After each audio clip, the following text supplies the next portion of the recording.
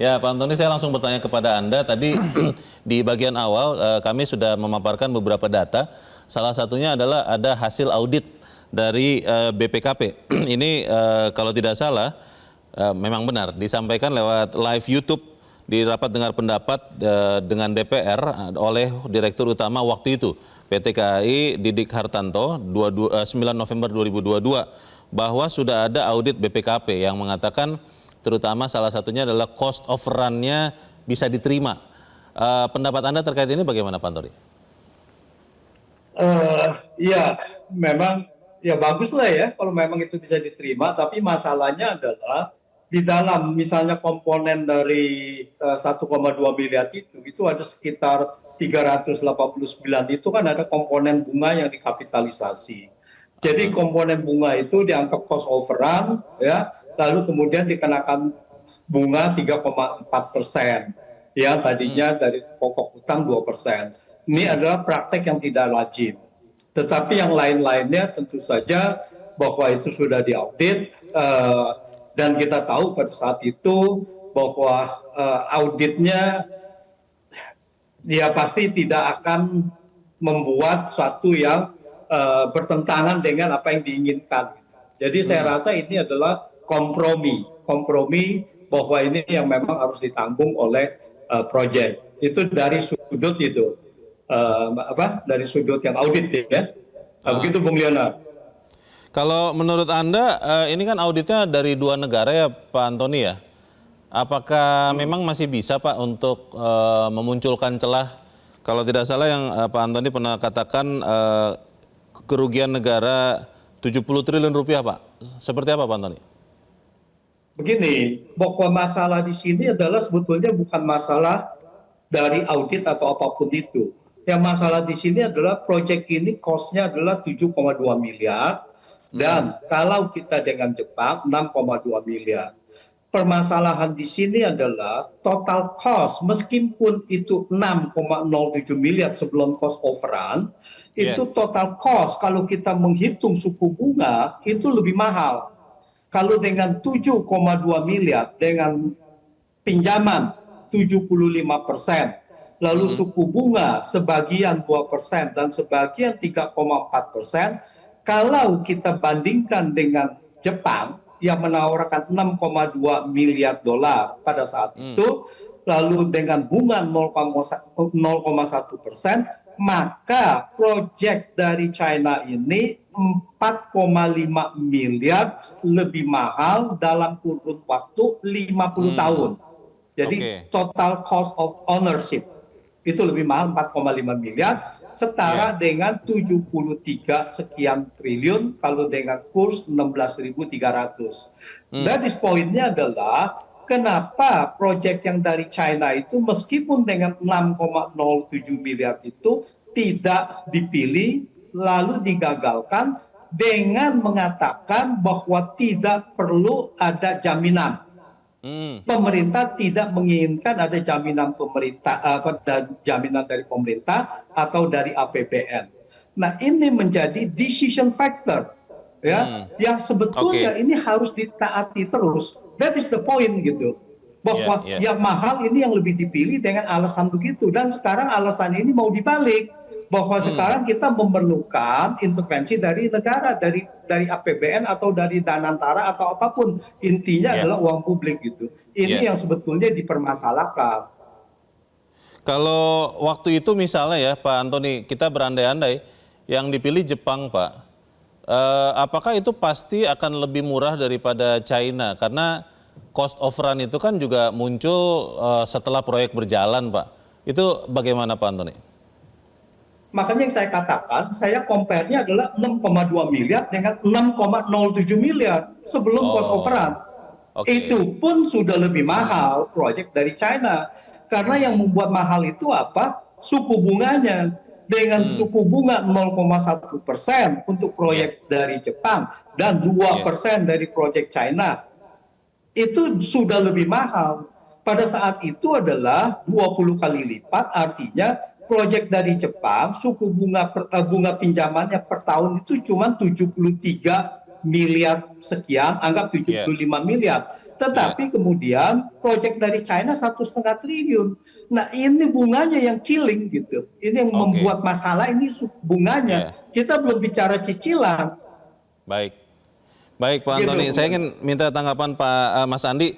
Kalau Anda lihat seperti yang disampaikan Pak Antoni, seperti apa Mas Andi? Apakah memang menjadi tanda tanya ketika biaya awal ya, kita keluarkan dulu cost of run, memang kan relatif lebih murah yang ditawarkan Jepang pada saat itu, kenapa yang dipilih China? Menurut Anda bagaimana? Ya kalau kita lihat yang di sini adalah apa yang ditawarkan oleh Jepang itu kan ada langsung full ya, dia transfer itu dengan garansinya adalah APBN.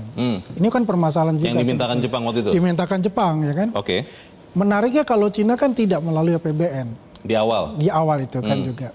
Dan juga kita lihat kalau di Jepang itu tidak ada transfer teknologi. Semuanya 100% itu adalah dari teknologi Jepang dan Shinkansen yang mengoperatornya semuanya. Yang mengoperasi itu. Nah sekarang Cina ini kita ada transfer teknologi nanti. Ya kan. Operasionalnya itu kan sekarang sudah mulai masuk kan orang-orang Indonesia. Walaupun masih banyak orang-orang dari China-nya ya. Yang level-levelnya udah agak tinggi lah ya. Tapi ini kan semua operator sudah dari Indonesia. Artinya transfer teknologi itu kan berjalan di situ. Itulah permasalahan juga. Kalau kita ingat ya, belum pernah kita ada namanya mobil nasional yang dari Jepang itu kan. Sampai sekarang itu. Karena kan permasalahan gitu, tidak pernah ada transfer teknologi kepada kita. Meskipun merek Jepang banyak. Merek Jepang banyak di gitu ya. Di jalanan Jakarta. Jalan Jakarta kan. Apalagi dengan teknologi yang luar biasa seperti ini kan. Yang sangat advance gitu loh. Kalau soal biaya tadi dikatakan Pak Antoni, biaya awal tuh dari awal kan lebih murah Jepang dibandingkan China, itu bagaimana? Ya kalau biaya awal lebih murah dibanding Jepang dan Cina, itu kan kalau hitungan ekonomi ya mungkin, ya itu mungkin betul. Tapi apakah setelah ada overrun itu bagaimana gitu loh. Yang paling penting kan begini adalah apakah ada transfer teknologi untuk kita ke depan gitu. Itu kan ya kalau bisa costless menurut saya. Karena ini adalah lompatan teknologi yang dimana kita ini akan step ahead di atas negara-negara ASEAN untuk itu. Kalau soal biayanya tidak masalah? Ya kalau menurut saya sih nggak masalah, selama itu memang bisa di cover oleh konsorsium untuk itu. Gitu ya? Iya. Mas Toto, kalau dari awal kan tadi yang dikatakan Mas Andi, bahwa tidak ada permintaan dari China untuk jaminan APBN. Tapi kan di perjalanan ternyata berubah. Kalau waktu itu kita berandai-andai, yang dipilih sebagai partner adalah Jepang. Apakah akan tetap minta garansi dari pemerintah lewat APBN, atau jangan-jangan bisa juga dinego kemudian jadi tidak ada, bagaimana? Ya ini kan kita berandai-andai ya, pada saat dulu misalnya konsep perjanjiannya dengan Jepang, misalnya modelnya harus ada garansi dari government, kan tentu tidak akan ada riak-riak seperti yang sekarang terjadi. Kan udah jelas, pembiayaannya dijamin oleh pemerintah misalnya ya. Tapi kan kemudian pilihannya tidak ke sana. Pilihannya karena kemudian Cina menawarkan ya beberapa hal. Satu, kaitannya dengan bahwa bisnisnya lebih kepada B2B misalnya begitu ya. Kedua, pilihan-pilihan teknologinya. Mungkin juga dianggap tanda petik relatif lebih unggul dibandingkan yang di-offer oleh Jepang misalnya pada saat itu ya. Sehingga saya kira pilihannya memang bukan satu-satunya alasan-alasan finansial. Misalnya karena lebih murah ya, dari segi bunga dan lain-lain. Pasti ada beberapa aspek lain yang kemudian menyebabkan pemerintah memutuskan untuk memilih Cina sebagai partner untuk. Aspek apa itu, Mas Toto, yang lebih kuat daripada kemampuan negara membayari? Saya kira saya menduga ada banyak hal lain lagi ya. Tadi misalnya kaitannya dengan soal perjanjian perlunya ada semacam transfer of knowledge, misalnya ya, dari teknologi Cina ke teknologi Indonesia misalnya ya. Bagaimana orang-orang di kereta api Indonesia kemudian juga dikirimkan ke China ya untuk belajar mengenai bagaimana mengoperasikan dengan cepat begitu ya. Dan juga kemudian kaitannya dengan soal kaitan musuhnya dalam konteks yang lebih luas. Mungkin ada hal-hal lain lagi dalam portfolio kerjasama Indonesia dengan Cina yang tidak semata-mata hanya dalam basis di konteks kereta api. Lebih ke aspek politis? Saya kira mungkin bagian-bagian itu juga mungkin termasuk dalam pikiran yang membuat keputusan kemudian kenapa memilih China. Jadi saya kira banyak variabel-variabel lain yang menjadi penentu keputusan kenapa kemudian kereta api cepat ini berpartner dengan Cina. Kalau soal cost overrun, ini kan sebenarnya jamak di proyek-proyek besar seperti ini. Kalau menurut Anda, Mas Toto, cost of run yang kemudian akhirnya muncul itu masih masuk akal, lalu memang tidak ada celah hengki-pengki di situ atau seperti apa? Kalau saya sih ngelihatnya bahwa kemudian mungkin ada asumsi-asumsi yang tidak cukup tepat dibuat pada saat membuat feasibility study-nya, sehingga terjadi cost of run ini. Jadi ada beberapa hal yang menurut saya juga memang bisa menjadi pembeda antara Cina dan Indonesia.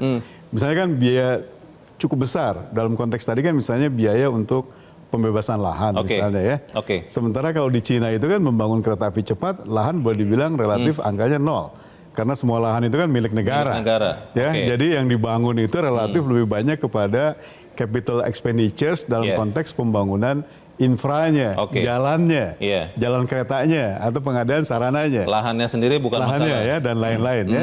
Sehingga dalam konteks itu mungkin jadi berbeda karena Indonesia kemudian misalnya nih, pembebasan tanah kan juga perkara yang nggak mudah.